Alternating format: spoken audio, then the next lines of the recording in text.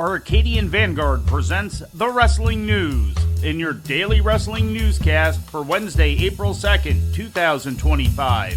Good morning, I'm Mike Sempervive.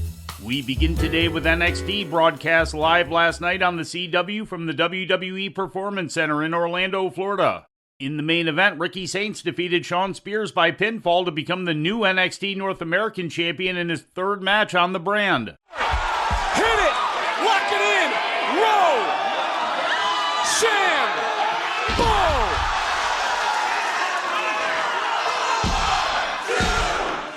And the revolution has taken its next step. Here is your winner and the new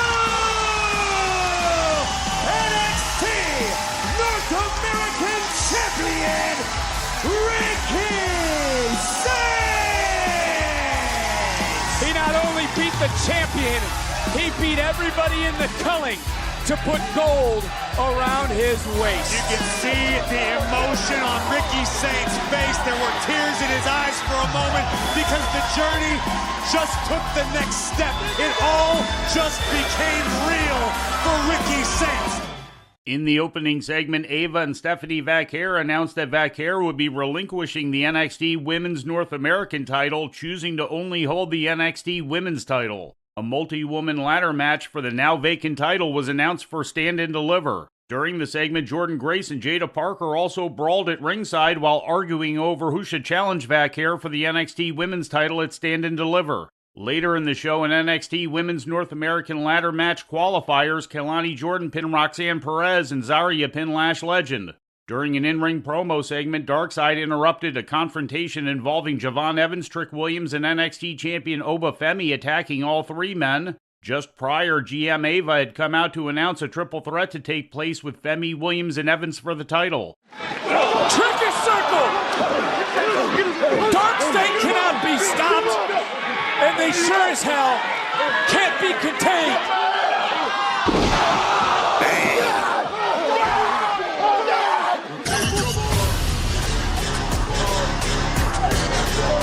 NXT is quickly falling into a dark state of mind. Also on the show, No Quarter Catch Crew beat Hank Walker and Tank Ledger. In ratings news, last week's edition of Monday Night Raw on Netflix drew 3 million global views and 5.6 million hours viewed, according to information released by Netflix yesterday. That's a 3.2% overall drop from the previous week. Saturday's edition of AEW Collision drew an average of 339,000 viewers to TNT, according to WrestleNomics. That's down almost 39% from the audience for the previous week's one-hour edition. The rating in the 18 to 49-year-old demographic was a .09, down 55% from the previous Saturday. In All Elite Wrestling news, Shelton Benjamin, one half of the AEW World Tag Team Champions, was pulled from an upcoming independent appearance, according to an official announcement. Benjamin had been scheduled to wrestle on April 17th's Pandemonium Pro Wrestling's The House Always Wins event.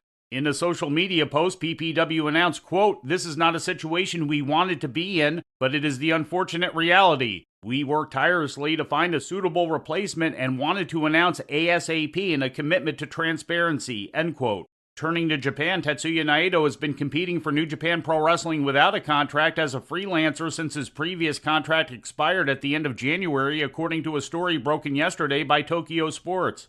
There have reportedly been negotiations between Naito and New Japan to renew his contract, but they have stalled on 3 occasions. Naito is currently co-holder of the IWGP Tag Team title with Hiromu Takahashi, and the team is scheduled to defend the title on Saturday against Jeff Cobb and Callum Newman. A 4th round of negotiations is expected to take place in the near future, said Naito to Tokyo Sports, quote, "I haven't decided whether or not I will sign, but if I think okay, I'll stay in the ring with New Japan for another year, I'll sign, and if I have doubts, I won't," end quote.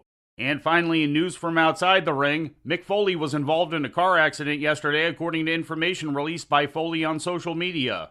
Foley shared a photo of his wrecked automobile, along with a statement saying, quote, "I have no idea how I am still walking around after this accident. I'm in the hospital now and I'm sore from my knees to my neck, including a minor concussion," end quote. And before we leave you today, we'd like to remind you that however you consume your content, you can find the wrestling news 24 hours a day and 7 days a week across social media. On Twitter, follow us at Wrestling News AV. Our Facebook page is also Wrestling News AV. The Wrestling News can also be found on the Arcadian Vanguard YouTube page. And for those who utilize Amazon Echo devices, just tell Alexa to play the Wrestling News podcast. And remember to make sure you add podcast at the end. Once again, for daily updates, breaking news, and more, follow the Wrestling News across social media. And that's the news for today. If anything happens, we will be here to tell you about it. No clickbait, no paywall, just the Wrestling News. The Wrestling News is a division of Arcadian Vanguard, and the Wrestling Newscast is a production of the Arcadian Vanguard Podcast Network.